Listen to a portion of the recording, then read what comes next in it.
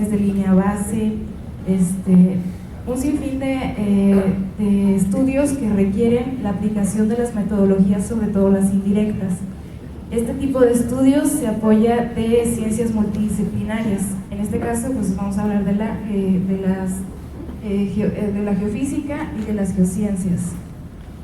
En México existen diferentes fuentes generadoras de contaminación y obviamente se sabe que la influencia del hidrocarburo en el suelo no solamente afecta la parte física. Aquí lo que le damos más peso es al manto freático, porque son nuestras reservas de agua y pues ahí tiene una modalidad de dispersión mucho más rápida que a comparación con cuando se encuentra en el suelo.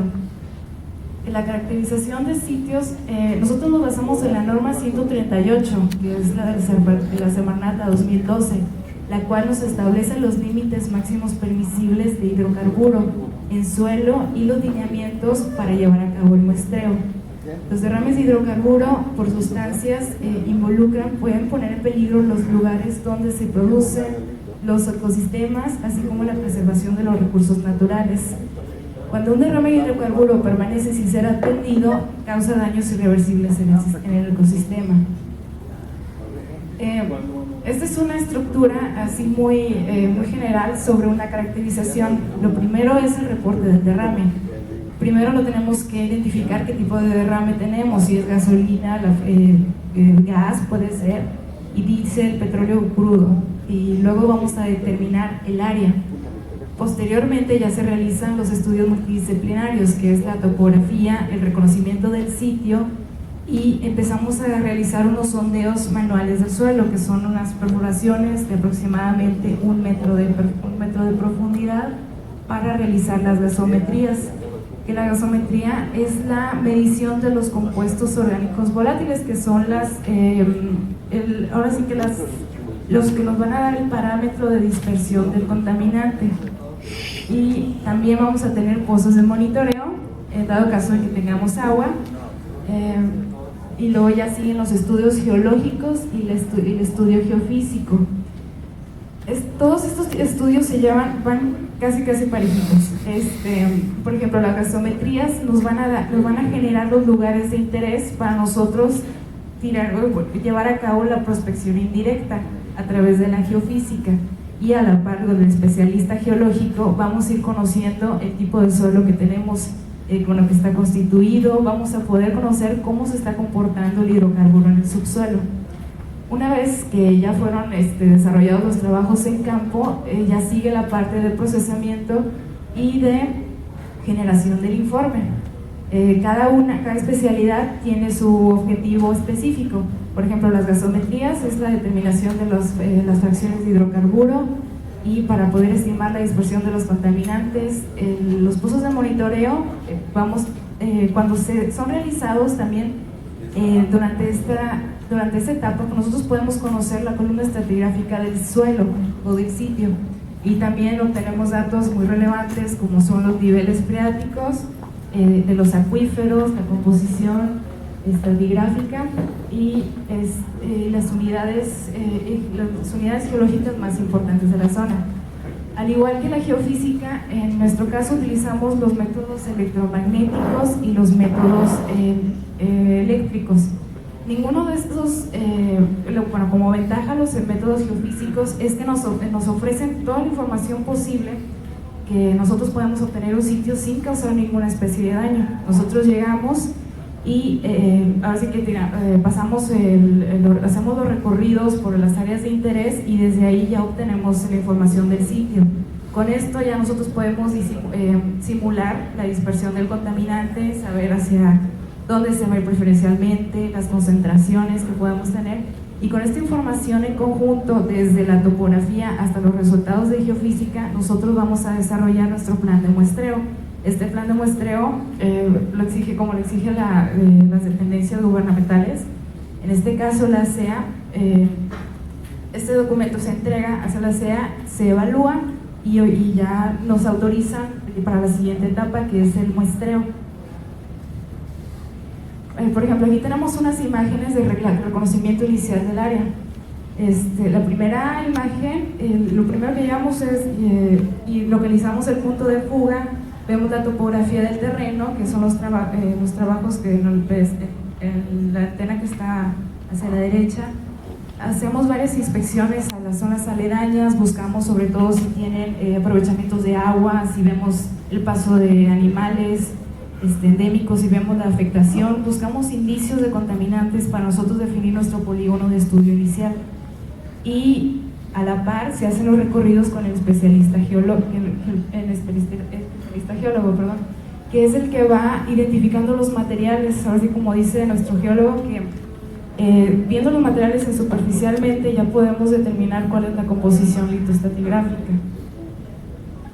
El reconocimiento del área afectada, en este caso aquí están los resultados. El primero vemos un plano de topografía donde estamos delimitando el área afectada. Con esto podemos saber si la tendencia de migración del hidrocarburo.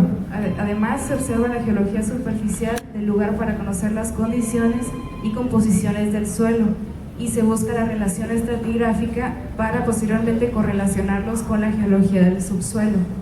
Pues toda esta información geológica nos va a decir hasta dónde llegó el hidrocarburo, hasta dónde puede penetrar, si hay agua o no, que es aquí un dato muy importante que nosotros consideramos el más delicado, porque sabemos la repercusión que tiene el hidrocarburo en contacto con el agua. No me acuerdo exactamente la proporción de una gota de hidrocarburo en un volumen de agua que sí lo afecta, pero es sobre todo a lo que vamos dirigidos, a encontrar ese tipo de estratos de agua. Actualmente, por ejemplo, aquí en la zona pues estamos saturados de agua en el subsuelo.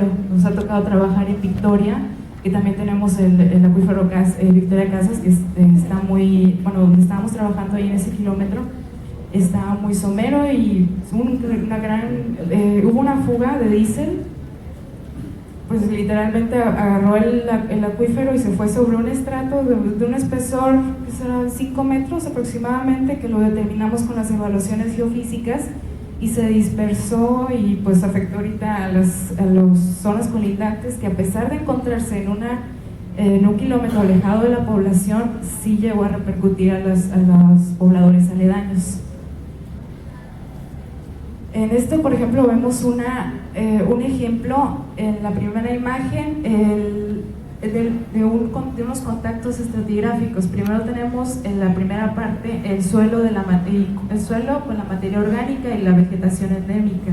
En el segundo contacto ya vemos el conglomerado un poco compactado, que son las rocas, los aluviones que se encuentran depositados en una matriz de arcilla. Y por último ya vemos los materiales de granulometría más fina, que son las arcillas. Este tipo de fotografías hay veces que todo el tiempo nos sirven a nosotros para correlacionarlo con la geofísica. En esta foto se encontraba expuesto este talud y ya lo tomamos de referencia. En las otras fotos vemos los recorridos fue en el sitio de Victoria. En la excavación que se hizo, lo hizo la empresa que se encargó de hacer la recolección para contener la dispersión del diésel, precisamente, y se hizo como 1 kilómetro de distancia del punto de fuga, la última foto, y en esa se hacían excavaciones y en esas excavaciones se recolectaba todavía diésel. La verdad, fueron unos... les voy a mentir si les digo el volumen de hidrocarburo, pero sí eran tótems y tótems de hidrocarburo que se fue a través del estrato con agua. Los estudios de hidrología se hacen para conocer el sentido preferencial de las aguas de escurrimiento, así como de todos los cuerpos superficiales, y también sus posibilidades de que estos cuerpos sean afectados durante el derrame. Y ya siguen lo que son los pozos de monitoreo. El equipo de la universidad cuenta tenemos una perforadora, ahí en ese caso estamos usando la barrera helicoidal, y estos pozos de monitoreo nos permiten conocer el nivel freático del agua subterránea, así como conocer los espesores, las variaciones y todos los días se les hacen mediciones. Tenemos una sonda y con eso vamos registrando los valores. Incluso en estos pozos hay unas veces que se recupera pues en este caso fue el diésel, y ya podemos estimar el volumen de afectación que tenemos en el subsuelo. Con estos pozos se busca conocer los niveles freáticos, así como la estratigrafía del subsuelo, para conocer las unidades litológicas y los suelos, y así determinar las migraciones de los hidrocarburos. Y se obtienen, en la última foto están los núcleos y las muestras de canal para analizarlas y determinar su composición. Este tipo de muestras son enviadas al laboratorio, donde nosotros podemos tener específicamente la granulometría, saber con qué tipo de suelo estamos trabajando y poder estimar hasta dónde se va a dispersar, cuál es la velocidad que va a llevar y hacia dónde. Estos pozos también se perforan para ocasionar el venteo al suelo, en el caso de las fracciones ligeras, por ejemplo la gasolina, y así los hidrocarburos pueden irse evaporando como un respiradero para el acuífero superficial. También sirven para eso, para disminuir el volumen de afectación. De alguna u otra forma, pues sirve para remediar, aunque todavía estamos en el proceso de evaluación del sitio. Los pozos de monitoreo generalmente tienen 15 metros de perforación dependiendo de la zona. Para conocer el comportamiento de los niveles freáticos se les da un acabado de revestimiento de PVC, esto para que no haya fracturas o no haya derrumbes. Y estos pozos están ranurados para permitir el venteo y para registrar el comportamiento del acuífero. Pues ahí podemos ver el esquema de las 4 pulgadas de diámetro, la sonda de medición, que es una cinta métrica que está conectada a un sensor que cuando lo metemos al pozo se inserta y tiene el sonido, bueno, tiene nos emite un sonido cuando hacen contacto con agua y cuando hacen contacto con diésel, y ya podemos también estimar el espesor que tenemos de diésel sobre el manto freático. Y la tercera foto es desde la medición, durante la medición, y la última es durante la colecta. Ahí estamos viendo que estamos recolectando el diésel así directo del manto freático, y ya podemos, y con esos datos nosotros ya podemos estimar el volumen de dispersión. Estos son los 2 esquemas de los pozos de monitoreo que se realiza esto fue en el sitio de Victoria. Dependiendo del volumen de afectación, como podemos ver, pues si está muy extendido, en este caso fueron cerca de 30 hectáreas, se van distribuyendo, se hacen fórmulas matemáticas en base a la información obtenida, y con los métodos indirectos podemos estimar cuántos pozos vamos a requerir, con qué distancias de cada uno y a qué profundidad. La geología nos sirve para la construcción de secciones estratigráficas del subsuelo. En el caso de este plano, nos muestran las líneas de secciones donde se realizan los resultados de los muestreos litológicos en los pozos de monitoreo. En este caso, cada línea tiene un pozo de referencia. Todos estos información es recolectada y se interpone en un programa, puede ser en el Surfer, en el Rockworks, cualquier programa específico que ya nos va a dar un modelo litoestratigráfico de la zona, con lo que podemos, por ejemplo, obtener información muy valiosa, por ejemplo, el espesor de la zona badosa, de la zona no saturada, de todo ese tipo de información que nos va a servir para la interpretación y modelación. Este es un ejemplo de sección estratigráfica junto con la información recolectada en campo. Los contactos en el caso de este sitio tuvimos la ventaja de que se encontraban muy marcados, éramos entre un material rocoso y un material arcilloso. Ahí nosotros pudimos definir por dónde se llevaba a cabo la distribución del contaminante y, por ejemplo, en el caso del material de la arcilla, sabíamos que por sus propiedades impermeables hasta ahí llegaba el contaminante, y ya nosotros determinamos hasta qué profundidad realizábamos los pozos de extracción. Este es un esquema también geológico Es del kilómetro 225 más 389 de Ciudad Victoria. Igual con la recolecta de pozos de monitoreo, con la información estratigráfica, nosotros obtuvimos la información, se interpoló, es el programa Surfer, y nosotros con esto ya obtenemos los espesores litológicos superficiales aproximadamente hasta 15-20 metros de profundidad.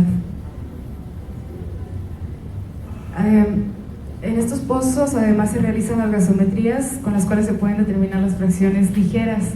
En base a las mediciones de este tipo de los gases que emiten liberados por las gasolinas o los hidrocarburos contenidos en el subsuelo, nosotros podemos modelar, con la información de los pozos, podemos modelar las zonas donde están más afectadas. Por ejemplo, en este plano, las zonas en rojo son los que están más contaminados. Los verdes tienen unos valores muy bajos, pero sin embargo son significativos. Este sitio igualmente fue en Victoria y estas mediciones se llevan a cabo una vez nada más, es para los efectos de este plano. Y ya con esta información nosotros podemos saber hacia dónde vamos a dirigir las investigaciones, sobre todo delimitar aquellas áreas que son de prioridad. El uso de la geofísica. Los métodos geofísicos están constituidos por una serie de técnicas que permiten medir las variaciones de diversas propiedades físicas. La medición de distribución de estas variaciones permite inferir algunas condiciones estructurales del subsuelo. Aquí la ventaja de la geofísica es que nosotros no vamos a dañar el suelo. Nosotros, para poder determinar la extensión de un derrame, existen dos alternativas. La primera es por muestreo directo y la segunda es por este tipo de estudios, donde no vamos a ocasionar una contaminación cruzada, que es lo que tanto a veces pasa, o a veces se detienen un poco en este tipo de investigaciones. Aquí lo que es la ventaja de este tipo de técnicas es que es una mínima invasión, es rápido, es relativamente económico en comparación con otro tipo de técnicas. Y con esto nosotros tenemos un modelo es como si fuéramos a hacer una radiografía del subsuelo. Con el plano que teníamos anteriormente, con este plano ya sabemos qué áreas atacar y dónde ponernos. Nosotros inducimos corriente eléctrica muy ligera y también ondas electromagnéticas. Se llaman barridos electromagnéticos a través del georradar y las tomografías eléctrico-resistivas, así como el uso del CMD, que nos sirve para detectar ductos. En este caso aquí tenemos el uso de las tomografías eléctricas. Las tomografías eléctricas es como si fuera una tomografía del cuerpo humano, pero del suelo. Aquí lo que se hace es inyectamos corriente eléctrica y cada material tiene distinta propiedad eléctrica. Cada material permite o se opone al paso de la corriente eléctrica. Esta propiedad física nos permite obtener una imagen literal de la estratigrafía. Podemos ver qué tipo de materiales tenemos, los contrastes, la distribución, la geometría. Con esta técnica lo que se buscan son los valores anómalos que le definimos a la presencia de contaminación, porque el hidrocarburo siempre tiene un efecto en el subsuelo, siempre va a alterar el subsuelo. Por ejemplo, en derrames recientes tiende a incrementar la conductividad, o sea, lo hace permite el paso de mayor electricidad, mientras que en derrames ya que tienen varios años se opone a la conductividad por la actividad microbiana. Aquí tenemos los resultados. Estas son las tomografías eléctrico-resistivas y en la foto de arriba tenemos el equipo de geofísica, los carretes. Y su ejecución en campo es rápida, sin molestias, en la infraestructura existente, solo se requiere permiso para acceder a las instalaciones. El posicionamiento de los sitios de medición es fácil y se lleva a cabo con registros de GPS. No requiere grandes espacios y podemos llegar a profundidades de mayor resolución hasta de 15 metros con este tipo de estudios. Los trabajos de procesamiento, de interpretación y de presentación de resultados relativamente son rápidos y siempre van de la mano con el geólogo. En este tipo de imágenes nosotros podemos saber exactamente dónde están los contaminantes, qué profundidad tienen, hasta qué material afectaron, dónde podemos encontrar, por ejemplo, en este caso del sitio, nosotros identificamos la formación Méndez y los aluviones y la composición litroestratigráfica. La geofísica también se utiliza para conocer, bueno, se conoce para las resistividades y conductividades de los distintos componentes que hay en el subsuelo. También es posible identificar las conductividades de los contaminantes y su dispersión. Con estas mismas nosotros llamamos líneas de tomografía que vamos a distribuir a lo largo de toda la zona de estudio. Nosotros podemos modelar y podemos realizar una distribución de las líneas y para conocer el comportamiento litroestratigráfico, pero en específico para estos estudios es saber el alcance de la contaminación, y ya con esto nosotros sabemos hasta dónde llegó, tanto en profundidad y extensión del contaminante. Estos los métodos electromagnéticos, es la utilización del georradar, y es una respuesta, resulta ser una técnica muy resolutiva en los sitios, ya que este tipo de tecnología se utiliza desde zonas para determinar espesores de asfalto, también nos sirve para corroborar los contactos estratigráficos. Este nos puede también para la detección de tuberías, pero este tipo de tecnología la utilizamos para la corroboración con las tomografías eléctrico-resistivas, y es muy rápido, es como una podadora, y lo vamos pasando, y ahí en ese mismo momento nosotros vamos viendo las anomalías que son más relevantes, y donde encontramos ciertos parámetros de conductividad o son registros de onda, pero donde encontramos así una anomalía, pues le damos la prioridad para que vayan a investigarlo ya posteriormente.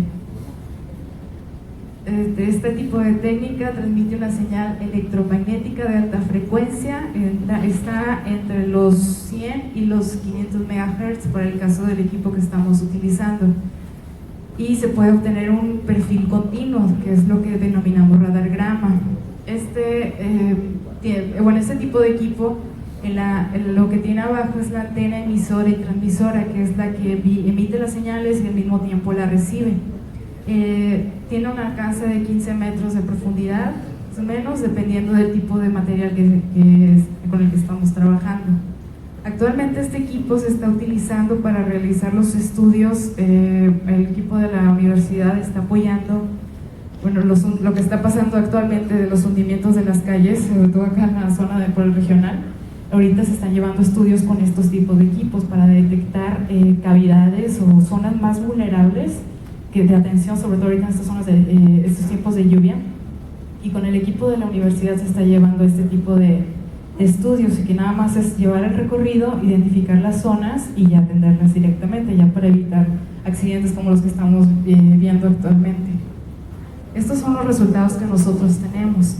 Son una serie de ondas, de trazas, muy similar a la sismología, pero a menor escala, con una profundidad aproximadamente de 15 metros. En esta zona, el uso para este radagrama fue específicamente para la detección de ductos o anomalías. Aquí, por tratarse de una metodología indirecta, y el tipo de resultado que tenemos, pues ya tiene que ir asociado con un método directo para corroborar que realmente se trata, por ejemplo, de un tubo, o por ejemplo puede ser una roca. Eso es lo que nos sirve para detectar ese tipo de tecnología. Las tomografías eléctrico-resistivas, por el contrario, nos dan más detalle en cuanto a, se manejan escalas de colores, las resistividades, y ya con eso nosotros podemos correlacionar directamente con la columna estratigráfica. Por ejemplo, como en el esquema que estamos viendo, donde se realizó un pozo de monitoreo y donde se lleva el registro de cada tipo de material que se va encontrando a diferente profundidad. Con estos registros nosotros podemos certificar corroborar con las tomografías, y ya sabemos a qué tipo de material corresponde. Pues este tipo de estudios ha resuelto problemas de carácter ambiental cobrando singular importancia dentro de las ciencias de la Tierra por su relativa rapidez, economía y porque sobre todo que no afectamos más ya de lo que está, sobre todo en las zonas donde acaba de ocurrir un evento de esta clase. La presencia de contaminantes en las rocas, en particular los hidrocarburos, modifica la resistividad, creando un contraste de resistividades entre formaciones limpias y contaminadas. Esta diferencia depende de la antigüedad del hidrocarburo, por lo que nosotros en base a estos parámetros podemos delimitar la forma, la geometría, el alcance de la zona afectada. Por ejemplo, en esta tomografía, donde los colores rojos están asociados a los materiales más resistivos, que son los tipos rocosos. Los materiales en color azul son los tipos arcillosos, de la granulometría más fina, y las arcillas son las más conductivas, y en medio encontramos el estrato de arenas y gravas con presencia de agua. Nosotros podemos ahí estimar que el contacto de cualquier material, por encontrarse a los 9 metros, en este caso, en esa tomografía, por encontrarse el acuífero tan superficialmente, hizo contacto el derrame con el estrato que contiene el agua, y por ahí se llevó a cabo la dispersión del contaminante. El área posiblemente afectada en esta tomografía se identifica en la primera sección también en color rojo. En la interpretación se toman en consideración la información recabada de los pozos de monitoreo, la estratigrafía y se correlaciona con los resultados de gasometría. Casi siempre coinciden, es la ventaja de este tipo de evaluaciones indirectas que se hacen. Algunas experiencias que aquí menciona el ingeniero, dice: cuando los derrames son recientes, los suelos reportan valores de alta resistividad debido a la firma resistiva del hidrocarburo, y cuando el derrame es antiguo se observa lo contrario, es decir, la contaminación presenta valores de baja resistividad. La anomalía de baja resistividad se debe a un aumento de los sólidos totales disueltos en el entorno ácido, creando por la acción bacteriana en la parte inferior de la zona contaminada. Sin embargo, estudios posteriores indican que la principal causante de la anomalía baja resistiva es la alta conductividad de las biopelículas, conductividad superficial, producidas por la actividad bacteriana en las paredes de los poros del suelo, afectando durante el proceso de biodegradación, además de la disminución de los elementos ligeros de los hidrocarburos. Si hemos tenido situaciones donde vamos a hacer las evaluaciones y de repente encontramos valores anómalos pero muy conductivos, y resultan ser derrames viejos que no fueron reportados, que ya tienen cerca, muchísimos años y que ahí se quedaron, y ahorita la actividad microbiana lo que hacen es empiezan a alimentarse del hidrocarburo contenido en el subsuelo y aumentan. Ahora sí que los desechos de las bacterias son registrados con este tipo de equipo, pero tenemos valores muy conductivos en determinadas zonas, y eso nos ha pasado, por ejemplo, aquí en Cuauhtémoc, en Esteros, por aquí en las zonas cercanas a la región. La permeabilidad del suelo también es otro factor importante, depende de la porosidad, de la distribución, del tamaño, de la geometría y de la distribución de los poros. La fluidez del agua depende de la presión a la que es sometida y de su temperatura, la cual afecta directamente la viscosidad y la densidad. En los suelos permeables, todos los poros contribuyen a conducir el agua debido a la abundancia de los poros de radio grande, y la fracción de las moléculas de agua es pequeña, por lo tanto la permeabilidad es más favorable para este tipo de suelos. La permeabilidad es un factor que nosotros consideramos primordial, sobre todo cuando tenemos identificado un acuífero. En este caso, en el sitio de Victoria, estos son los